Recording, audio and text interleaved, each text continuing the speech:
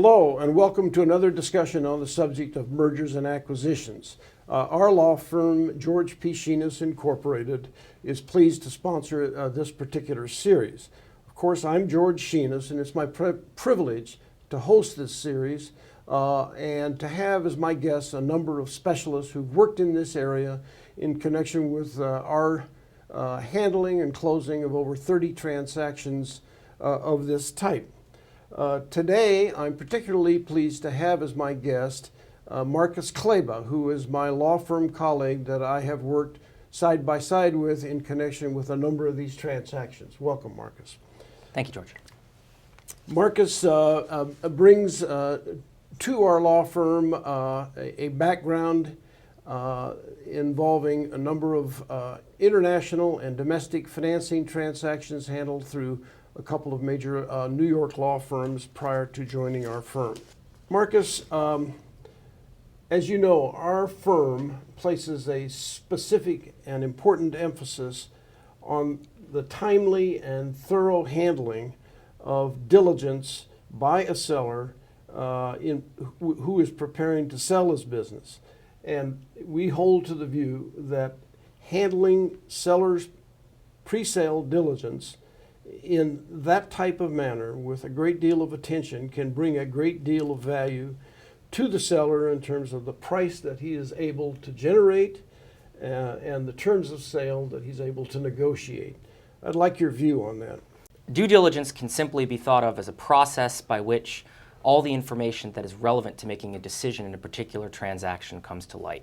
So just to introduce the very idea of why due diligence is important, in the same way that if you were to purchase a vehicle, you don't just simply walk into the first dealership, put down your credit card and say, I'm walking off with that car. You would look, as a prudent buyer, you would look at all the different models, look at some customer reviews, some complaints. You would view the whole situation. You would look at perhaps how the different dealerships would be treating customers. Then you'd make an informed decision and you'd go in. At that point, you would say that as a buyer, you've done your due diligence. In the same way, when you're buying and selling a company, you as the seller, as a CEO of a company, are probably going to be in a position of having to explain and set forth all the information that's going to be important to a buyer. So as a general rule, it's very important that the CEO of a potential seller views really the process of due diligence in two lights. The first light is saying speed is of the essence. It's very important that when a deal is struck, that you move as quickly as possible towards conclusion. The other thing that a CEO should be aware of is, despite the fact that he may view his enterprise as a very valuable asset, there are weaknesses and strengths to every company. There are pros and cons to each particular kind of asset and of a company's strengths and weaknesses. And an understanding of that through the due diligence process is critical so that you can be in a better position to explain why your company is worth more and why a buyer should pay more than he might otherwise. Now, one of the other ways that I believe a seller's preparation, early preparation, is vitally important is that it allows that seller to place before the buyer all the relevant facts that could impact, even in a negative manner, the pricing of a deal. The last thing we want to have happen is for the buyer to discover a significant vulnerability or risk factor that the seller has in place before him. Absolutely.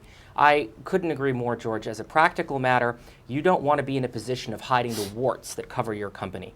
Even an Achilles heel, the idea that there is some part of your business that you understand might be a little flawed, or you've tried a business plan that didn't quite work and you had to move away from it, you've had adverse reactions, you've had a bad particular client.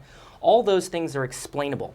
But if you allow that to be discovered by the buyer and you haven't set the stage to explain why that isn't quite the risk that it seems to be or why it should be viewed not quite so negatively, that's really important for a buyer. You should be viewing the opportunity to give your information, to show your company. You should view all of your data as basically a brochure.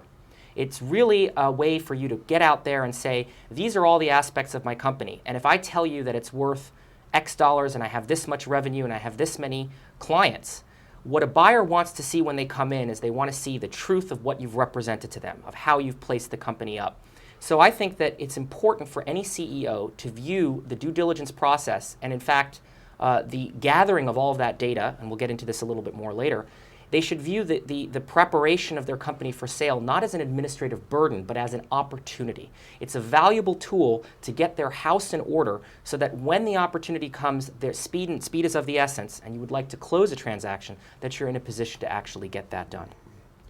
Another important aspect of pulling your diligence together up front is to be able to provide, should you have such a person, an investment banker with the information necessary to put together your selling piece, in effect, to prospective buyers.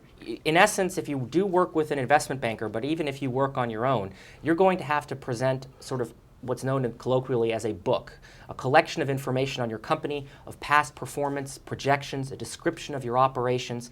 And if you have your data in order and you have your data in a readily accessible format and that's organized and comprehensive, you are going to help your investment banker prepare this book and use the process as a foundation for getting a firm offer that's not subject to a lot of price erosion.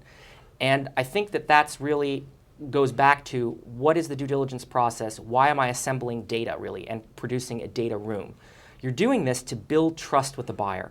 You want to eliminate wiggle room in further negotiations, and you really want to make sure that you're not providing the seller with ammunition to provide a downward pressure on pricing. So and a practical example is if you say that you have 30 million of revenues and that they're realizable and that that's the basis for your selling price, if it turns out that you really only have $26 million of sales, or you have a problem with receivables or collecting, or that you have, some of your projections are aggressive and you're not really landing those contracts that you're promising, all of that erodes trust. And once mistrust sets in, you're going to have a lot harder time convincing convincing the buyer as the seller, convincing the buyer to certainly pay the price that you'd like to pay or that you think you're getting when you're beginning negotiations. Of course, diligence from the financial end also enables the seller to assemble the facts that are necessary for him or her to adopt an aggressive yet attainable series of forecasts with respect to what can be expected in the future by the buyer. Without that fundamental information in hand, forecasts may be vulnerable to misrepresentation, and it might put a seller in a position where, as the M&A process proceeds, he may develop some difficulty in actually attaining the goals that have been set and have been forecast to the buyer. In a literal sense, George, you don't want to write a check that your company can't cash. If you make representations and projections that are too aggressive and you're positioning your company for sale, we've found that almost every M&A transaction inevitably involves a period of several months to close. Sometimes it's on the 2 to 3 month range or faster if you really have your ducks in a row.